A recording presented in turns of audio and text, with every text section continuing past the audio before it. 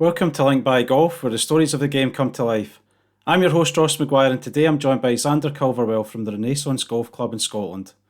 With the Scottish Open teeing off this week, Zander gives us an insider's look at what it means to host one of the world's premier golf events, and how the Renaissance team prepares for the spotlight.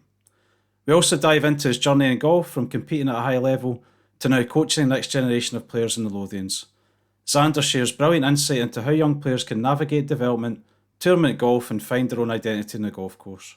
As always, don't forget to follow the show and share it with people you know. Also, a huge thanks to Lomond Golf Tours and Croon Golf for the continued support of the podcast. Now let's go over to Zander.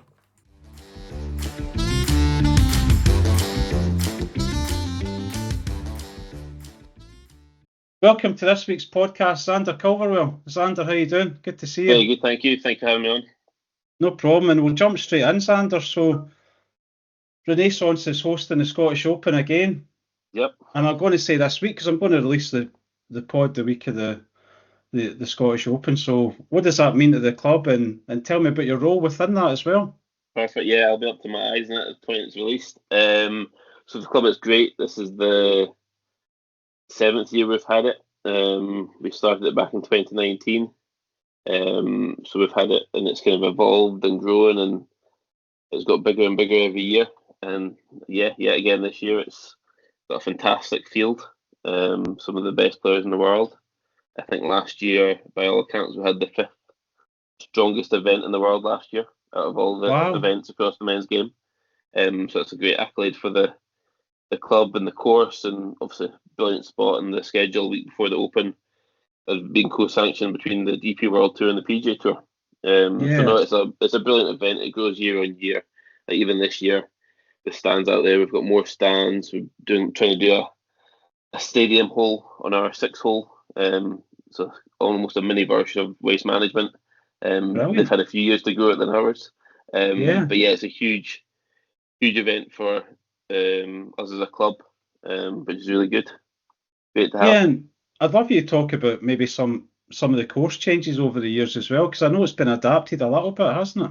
Yeah, so back in the day when it first opened, 2008-ish, they had a different layout. The old first three holes have kind of been transformed more into our practice holes as such they're used for now.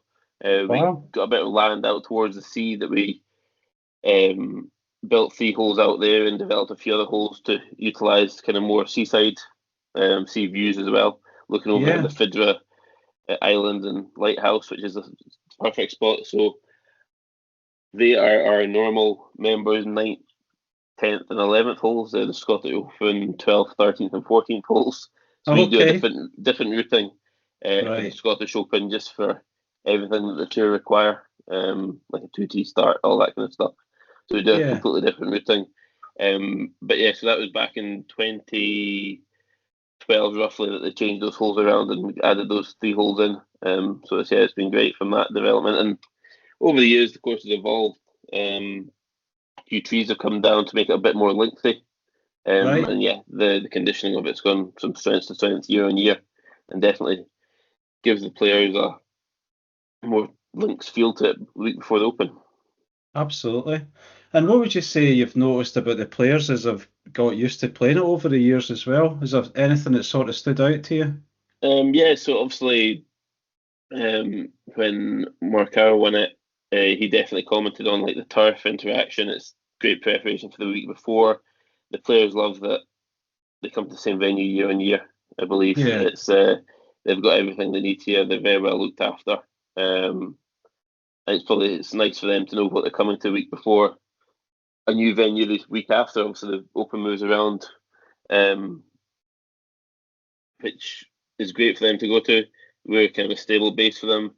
They obviously, as you probably see on social media, they all love it that obviously they're playing the event here, but you see them all kind of playing North Berwick's, the Gullens in the evenings of the practice rounds after the Pro-Am, and it's really good place, not just for our club, but Renaissance Club, but the whole of East Lothian to really flourish. And I've coached one of the kids that he loved it a couple of years ago. He walked all 18 holes with Minwoo Lee at North Berwick on an evening. when we got his trainer to go and buy them all fish and chips halfway around. Brilliant. So yeah, his experiences for like the local area, not just during the tournament, but for the whole week. Yeah, and I think, was it Justin Thomas and Jordan Spieth were playing North Berwick? Was that a Yeah, couple of years ago as well, yeah, doing the they're doing shot it both over the years. wall? Yeah, Yeah. yeah. So they all do it, and it's brilliant for. I said it's brilliant. I was hosting the event as a club, but for the local area in Scotland's Golf Coast, as Malcolm Duck would like me to call it.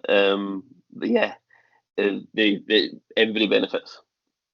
Yeah, and I guess the thing, Xander, I mean, years ago it was Loch Lomond that was before, and actually Hmm. even before that, because I'm way older than you, was Glen Eagles. Hmm. And those were brilliant, brilliant tournaments, but they didn't always get the same quality of the field that you're getting now because it's more of a course on the links and you're getting more Yeah, kind of links conditions. I think that's really brought it to the yeah. fore. It's brilliant. Yeah, that benefits definitely helped. Obviously, before I was hosted it at Gull and Royal Abbey Castle Stewart to get that links field. That's what players wanted the week before, for sure. So that transition from Loch Lomond's fantastic course to more link style course has been great. But also, I suppose it being co-sanctioned now, DP World Tour and PJ Tour, we're getting brilliant strength on both tours, the top of the top from each week before the Yeah, Open. absolutely. And what about your own role, Sander? So what do you have to do So this week with the tournament being I've on? got a And busy week. I'm Deputy Chief Marshal for all the volunteers. So right, we have an army of volunteers who are brilliant. I've been doing this will be my fifth year doing the volunteer programme for the Scottish Open. So currently we have 656 volunteers what? for the Scottish Open week that fill just over 656. Wow. 490 roles. So yeah, it's a busy old week for the Scottish Open, and people hear it and people see it, but ultimately without the volunteers, you wouldn't be able to host bigger, massive events like this. There are No, not at all. so many roles from like hole marshals to buggying to range to starting duties to everything, walking scoreboard, walking marshals. Yeah, they've got it all, and it's brilliant to see. And in my role, having done it for a few years now, it's great seeing the same faces coming back year on year. So yeah, we're very appreciative of everybody doing that. It's a busy week for me though. It's I was going to long say hours, but very rewarding. it must be absolute madness that week. Yes, it definitely is madness. It's yeah, thankfully, and but that's one of the beauties about it being the same venue. Most of the volunteers are returning volunteers, so a lot of people know what they're doing anyway, which makes it Right. my life and the team's life a lot easier from that respect. But yeah, it's a busy old week. It's a long week, but then yeah, you get amazing. It's basically an access all areas kind of role, which is really cool. Absolutely. So, any tips for who we think is going to be winning this week? Well, obviously, Rory's done well the last few years. I'd love to see Bob win it again, having Yeah. got over the line last year, which is two fantastic finishes the last few years. Scotty's back this year. Scotty Scheffler's back again after missing it last year. So no, it'll be obviously a top field. So no, it'll be We need to interesting. get a need to get a plaque on that little sprinkler that Bob stood on and I got his know drop. we need a golden sprinkler for him. The golden sprinkler, aye. But that's the beauty about that sprinkler is that's where before we did the changes up in the course, there was a fairway going through. That's why there's a sprinkler in the middle of the rough. Oh wow, there you Yeah, so go. that's from where the old holes used to run. That's why Bob's got a sprinkler in the rough there. Made the most That of it. was meant to be. There you go. Yeah. Brilliant. So, Xander, we've talked a lot about Scottish Open, which is obviously Hmm. really exciting for the club and a brilliant Yep. thing to have on. You've done it for 7 years now, but let's talk about you. So, how Yeah. did you get into the game and when did it all start for you? So I kind of grew up down East Lothian way, just outside Dunbar. And just yeah, it's obviously golfing country. One of the things you always try as a kid. My dad used to take me Sunday afternoon over to North Berwick. We were about 20, 25 minutes from there at the time, and they've got a fantastic kids course there. So it's a great place to kind of go have fun. Probably get my mum peace and quiet for a few hours and go and do that. But no, it was great. It was a great place to learn and experience golf. Like obviously going to driving ranges where most kids start and play golf, which is much the same. But also being able to get on a golf course and play golf at an early age. was brilliant for me because ultimately you see like I see my dad doing that. He's a very keen golfer, not a great golfer, but keen golfer. So being able to see him go and play golf, it's like, well, get to kind of copy him. And it's Yeah. a kid's version. It was a brilliant setup down there at North Berwick for that. And what was your progression like as a kid? So that from then, I joined Dunbar when I was 10. Started out there. Joined one day, and about 2 or 3 days later, played my first medal. Played off the white tees back then. All juniors played off the white back tees in the medal. I didn't use a driver at that point in time, so I went around with a wee 5 wood. Got my handicap. It was probably, I think, the highest you could get was 36 at the time. Yeah. So I was lucky to probably even get that. And then it kind of progressed from there. Kind of got the bug as such, and it's great as a junior. You got dropped back off at the golf club in the summer holidays, picked up however many hours later, and go around the course however many times you could. Yeah, absolutely. And then I know that you said to me your progress as a junior wasn't like electric, but No, you won the Lothians Championship when you were still pretty young. What age were you, Sander, when you so I won would the have been Lothians? 19 when I won the Lothians. Yeah, so it's probably in junior golf. I played like county events, junior opens, like avid golfer, but not quite to the national level. I remember playing Uh-huh. under 14s as a junior, Scottish under 14 boys at Edsall, but then under 16s. And unfortunately, I never got my handicap low enough to play the Scottish boys at Dunbar, my home club. I remember Oh, sitting on the wow. first tee waiting for a full day and a half, hoping someone would pull out one year, but never quite got the Oh, chance. But yeah, so I missed out on that. But I played a couple of Scottish boys. And then, but yeah, kind of, it was more when towards the end of my junior career, my handicap came down quite a lot, and I right. focused. I got a bit better and a bit like developer as such. And then just after finishing school, it's probably when I really kind of my game developed. And yeah, that's when I won the Lothians in 2006 So where was it you men's. won? Because you had to qualify, then you won the match play. Where did you do the qualifying that The year? qualifying was at Glencorse and West Linton. Right. Yeah, Because West Lothians Linton. is Yeah, always two courses, isn't it? yeah, it And on the was. same day. Is that? It was always a mad rush to get from one to the other. They're always Yeah. close-ish proximity. Um, so that was yeah, Glencorse and West Linton, and then the match play was at Dalmahoy. And were you a member at Dalmahoy by then, or did you join I Dalmahoy was later? at that point. I was a member at Dalmahoy. I lived up in Edinburgh at that point, and I was a member at Dalmahoy. So they just put the two new holes in, so I felt I had a wee bit of an advantage Or in the match 13 play and because I knew them 14? pretty well. Yeah, Yeah. the holes to the trees at that point in time. So advantage there in the match play. Going into the trees. For starting to obviously I ended up playing another Dalmahoy member in the final, so I didn't have my advantage then. Who was it you played in the final? Played Mark Kerr. Ah, I didn't know it was Mark you played. I didn't remember that actually. Yeah, so it was Mark in the final And was that that day. 36 or 18 when you played 18. Mark? He played the semi-final in the morning, final in the afternoon. Wow. So There you yeah, go. so no, yeah, It's a good victory. Mark was pretty hot round he was. Dalmahoy. Yeah, good player. Yeah, really good player. Yeah. And then Dalmahoy itself, Sander, how long were you there as a member? I was probably a member there during junior years from I probably was about 13 to yeah 17, 18 when I Right. lived up in Wow. Edinburgh. Um, Brilliant. so yeah, great place to play golf. Obviously, two very different golf courses there. Develops all your skills. Yeah. You've got the West, obviously short course. You've got to keep it nice and straight off the tee. Develop your wedge game, your short game, and then more of a championships test of the East course, more driving and iron play and approach play. But Yeah, I no, great, used to say to great people test. that the East Coast was 14 drivers and four par threes. Yes, very Basically much so. hit driver as hard as you can. Try and Yeah, keep it straight and then hope you can hold on. Oh, very that's much so. really cool. So then your golf obviously kept progressing, Sander, and Yeah. eventually you won the Scottish Amateur Championship. So what was kind of going on in between and what was the So progression like for you? in between then, obviously after winning the Lothians, my confidence grew, my golf got better.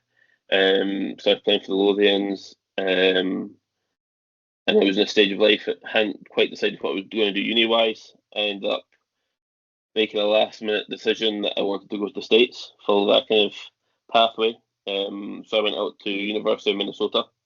Wow. I was out there for 2 years, which loved my time. I don't know if you know much about Minnesota, but No, it's I don't know not much at all. it's not unbelievably good golf weather. In the winter months, it gets, I think the Pretty coldest cool. I saw it was minus 34 degrees Celsius, Wow. which is, yeah, cold. But like the facilities they had were second to none. They've got all the Yeah. facilities today for that weather. Um, and it was phenomenal that, yeah, I picture it as what Premier League footballers get treated like.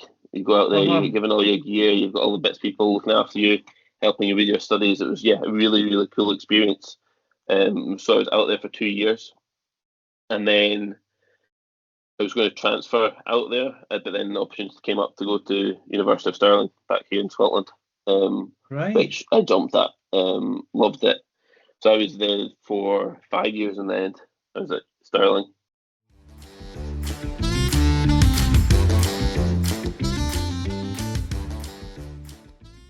I'd like to take the opportunity to thank Lomond Golf Tours for their support. Let's hear from them now. At Lomond Golf Tours Scotland, we understand that choosing the perfect golf trip can bring its challenges. With more than 500 golf courses in Scotland and another 2,000 around the UK and Ireland, many of our guests don't know where to start. But for Lomond Golf Tours, it's not just about the golf, it's about providing an experience that will exceed expectations, that will turn dreams into realities, and that will create memories that last a lifetime. Lomond Golf Tours have helped thousands of guests build bespoke golf trips to create a magical experience. Travel in style, whether executive chauffeur travel, whether it's golf on a major championship venue or one of our hidden gems, 5-star accommodation or a boutique bed and breakfast, or is it whisky tasting on a private boat? Lomond Golf Tours are here to help build the tour of a lifetime. Whether you're celebrating a special occasion or ticking it off your bucket list, embark on a trip that you'll remember forever. To learn more about our offerings for 2025 and beyond, visit www.lomondgolftours.com. Now let's get back to the pod.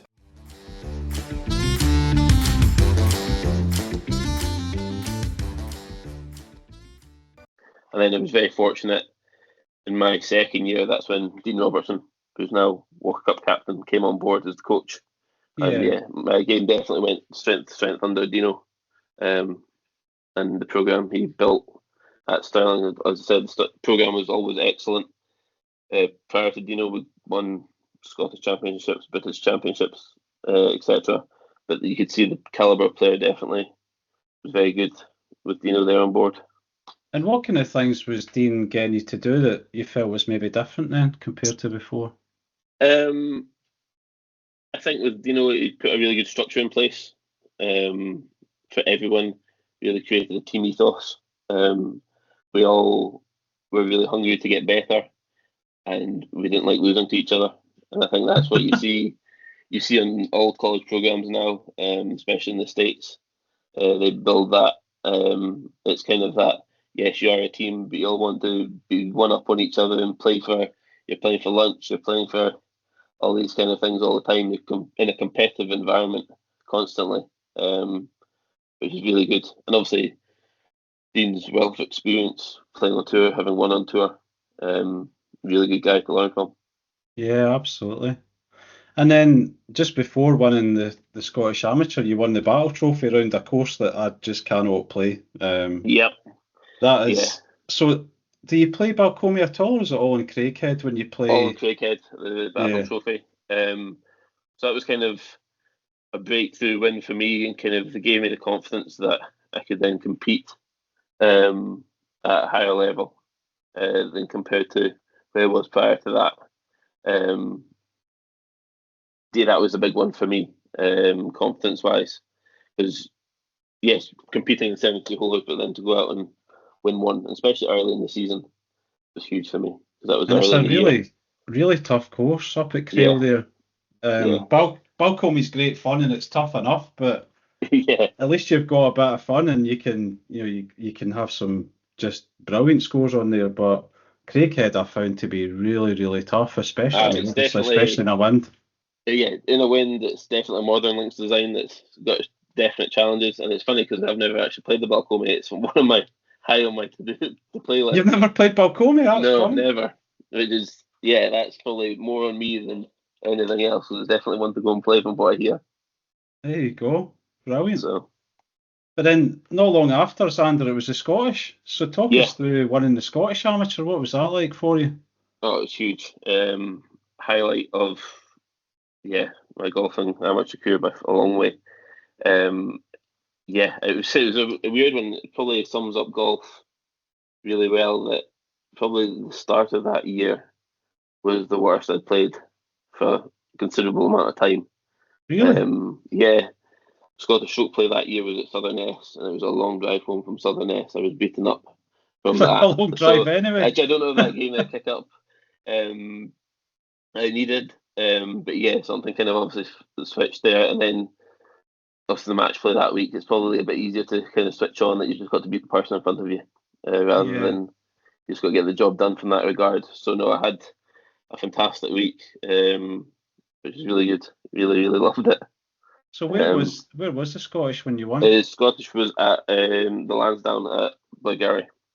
Oh, brilliant. So really suited my game. I was kind of very much a fairways and greens and good putter, not necessarily the longest by any means. So it was keeping the ball in play, keep the ball on the greens and pull some putts. Definitely works around there in match play. Yeah. So really suited my game from that regard. And was there anything from that week that really stood out to you that you remember looking back? I think just the confidence I had in myself. Um, I knew my misses that week. I knew that the ball was going to move left to right pretty much all week and controlled that really well. Um, and then yeah, confidence you had with the putter. And yeah, it just goes the week goes on. So no, it was yeah, fantastic week, and it was a weird one in a way that I felt like I didn't feel I always felt confident in myself that I could keep going each match, even though I played some fantastic players as Uh-huh. the week went on. Yeah, absolutely. And then from there, Zander, what was the process for you to turn professional? What were the steps like for you? So from that point, I kind of finished up uni the year after that, and I had a year playing kind of full time amateur golf. And at that point in time, I decided that I'd always said to myself, I'd always want to give it a go, playing full Yeah. time golf, rather than looking back going, oh, what could have been. So went to last couple of years amateur. I went to Q school. I went to Q school, and I also went to play on the German Pro Golf Tour. Oh, the EPD. Yeah, so the EPD tour. So I played that for 3 full years. Oh, wow. Which 3. which was Wow. yeah, 3 years playing there. It was kind of a choice between that and Europro, and there used quite a few Scottish lads out there playing EPD. I Yeah. talked to them, and they recommended that. It was kind of a fuller schedule. They bunched them together quite nicely to help with scheduling. So played 2 years on EPD tour, And how which are was you? eye opening. Yeah, I was going to say, how was it getting around Germany? It's a big country, bigger than you It's maybe well, realise. it's yeah, Germany's big, but it's proved way bigger than that. We started the year in Egypt, had 2 events down in Egypt. Then we had probably 6 or 7 events down in Morocco. Oh, wow. So and then back to mainland Europe that you play kind of Poland, Germany, Austria, Czech Republic. So I liked it from the obviously my plans was always to keep move on from EPD tour up to Challenge Tour, main tour. And I Yeah. thought, well, it's going to prepare me travel wise and all that. I'll get used to that at that point. Was my thought processes behind it at the time. So yeah, that side of things was interesting and a challenge and enjoyable. But yeah, I was very lucky that travelled with a group of guys that we all helped each other out. But like kind of the Sterling vibe of yes, we're all there together, but at the same time wanted to beat each other just as much. Did you have any silly travel stories, losing clubs and that kind of thing? I one trip to Morocco, I lost my suitcase the full time, so I had to go and buy a full new set of clothes and one a shopping centre in Agadir. So it wasn't my usual look for that couple of events. It was different, but yeah, Agadir in Morocco, and another event in Agadir. We stayed in a surf school, played a fantastic course at Tazagut, but we were staying. A couple of us were staying actually in a surf school down by the beach, and the guys were great that owned the surf school. So played a bit of golf, and I'm going to say I surf. I'm not the type of guy to be good at surfing, but I was paddling around on the board for a Brilliant. while. But yeah, it was good fun. But yeah, I ultimately played that for 3 years, and so I played that 2015, 16, 17, 18. I played Pro Golf Tour. And then ultimately, end of 2008, I would sit down and see where I was at and what I wanted to do and moving forward. For me, it was ultimately choosing to keep going, or kind of choosing between playing golf and life a little bit. And I probably sat down with my family, close family and friends, and decided which way to go and explore a few options of which way I wanted to go. And it's ultimately taken me down this route now. Yeah, and you're at Renaissance now. Yep, exactly. So it's not just the Scottish Open, you're actually working there full time, aren't you? Yeah, so I'm one of the PGA pros at Renaissance Club. So I started here beginning of 2019. I've been here since. So it's been an experience. It's been great being here. Obviously, having a Scottish Open each year. First 2 years we had a Scottish Open and a Ladies Scottish Open. Our first 2 years. Wow. Done it during COVID as well, which was unique. But yeah, great place to work because obviously I do the Scottish Open stuff, do some coaching, do a lot of kind of day-to-day stuff, kind of the event management, golf admin side of things, bit of retail stuff. So no, it's a very varied role, which I really enjoy. And you still get to play much, Zander? Because I mean, you can definitely play. That's one thing you can definitely do. I definitely don't play as much. I need to play more. Yeah, an easy one to make sure you don't play much is to work in golf. You're not the first person to say that. We're lucky. We're very lucky. The owners and management here, they're very encouraging of us to go out and play with members, play a lot of member golf. So play a bit of that, but ultimately, it's trying to find the life balance. I've got 2 young kids at home now, so it's trying to fit it all in. But no, the owners and management are great here, wanting us the pros to play with our members, and the members are great with that fun. Always good fun games with them. Brilliant. And it's come full circle as well. You're coaching the Lothians boys team now, is that right? Yeah, How's exactly. That feel? So it's been brilliant. So yeah, it's full circle, as you said. I started back at Braid Hills when I was 12. I got into a Lothians coaching setup. And it's gone full circle, going playing for Lothians all through the other side now. This winter was my first winter coaching the Lothians boys, which has been brilliant. So I did that with one of the other coaches, Ollie Morton. So that's been brilliant. I really enjoyed that this winter, and going to be doing it again next winter, which will be great because it's great seeing the youngsters come through, not just their talents, and because obviously they're all different stages of development, but just their enthusiasm for wanting to get better. And yeah, it's a completely different setup to what it was at Braids. Goodness, 25 years ago.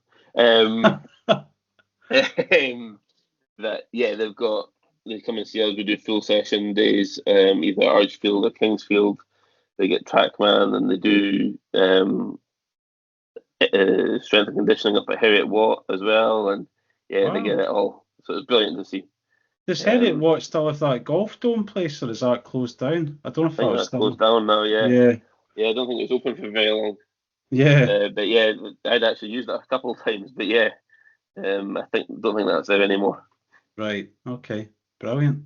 So Zander, what's your advice for some of the young kids that are coming through that are maybe not necessarily the boys you're coaching, but anybody who's looking at turn professional, thinking about going on tours and things, and just being the best player they can be? What kind of advice would you have for them? Trying to expose yourself to tournament golf, always testing yourself.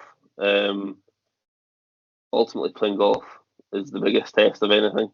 Is get out there, play opens, play county events, play national events, really try and test your boundaries. Ultimately, you want to not always be playing it out with your level. You want to learn to also win. That's a huge part of the game. It's a massively important part of the game. But playing golf with a scorecard in your hand I think it's the biggest learning curve for anyone because you actually find out about all facets of your game. It's like what's letting you down, what makes you a better player, what's your blueprint for making you play best golf. Because ultimately we're in a world that everybody wants to hit it further all the time, which is a massively important part of the game. But at the same time, you've got to figure out how each individual gets the ball around the golf course the best they can. And it's so tough for the juniors. They're always growing. They've got so many other things on. And things change all the time. One year they're the small kid that's trying to keep up with the guys hitting further, and a couple of years down the line, they're the one that's suddenly they're filled into their bodies and they're hitting it miles, and they've got to be able to then control that.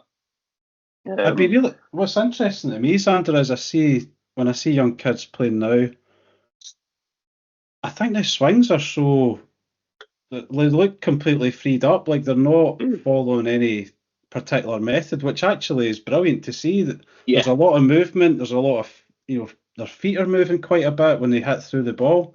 Yeah. Whereas when I was coached even longer ago than you, Zander, it'd be like, right, rotate, don't move too much, really just try and kind of turn around on a sixpence effectively. Yeah. And then hit it. Now they're just moving all over the place and smashing it. It's hilarious. Well, yeah, so different. Ultimately, it's not what's the ball doing. Is the ball doing what we need it to do? Can we control it? And it's working with what people have got rather than trying to make everybody Adam Scott back in the day, ultimately, when he first came on the scene. But yeah, that's, I think, a bit, again, it goes down to you letting people play golf and working it out for themselves, and because it's great having coaches, it's great having everything, but now I'm on the coaching side of things. Ultimately, if I do the perfect job, my players should be able to go on the course and they've got all the coping, they can do everything themselves. They know why they do certain things. It's my job to teach them and help them develop that themselves, that if they're hitting it one way or another, they know the reasons generally why they are doing it with their golf swing. They're understanding themselves. That's what I see my job as, helping each player understand their golf and their swing and how to fix it themselves when they're out there, because they've not got a coach out there to help fix it while they're playing. They've got to do that. That's the problem solving of golf. Absolutely. Well, Zander, listen, thanks for coming on. It's been great to have you with us, and great preview for the Scottish Open, and all the best for this week with what's going to be a crazy time for you. Thanks so much. Thank you very much for having me on. Really appreciate it.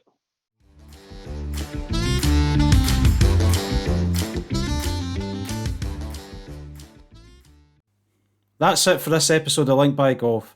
Today's conversation with Zander gave us an inside look at life at Renaissance Golf Club and what it takes to prepare for the Scottish Open, and also how to guide young golfers in the modern game. If you enjoyed this episode, please take a moment to share the podcast with your friends. Your support means a lot and it really helps grow the show. Until next time, I'm Ross McGuire. Thanks for listening.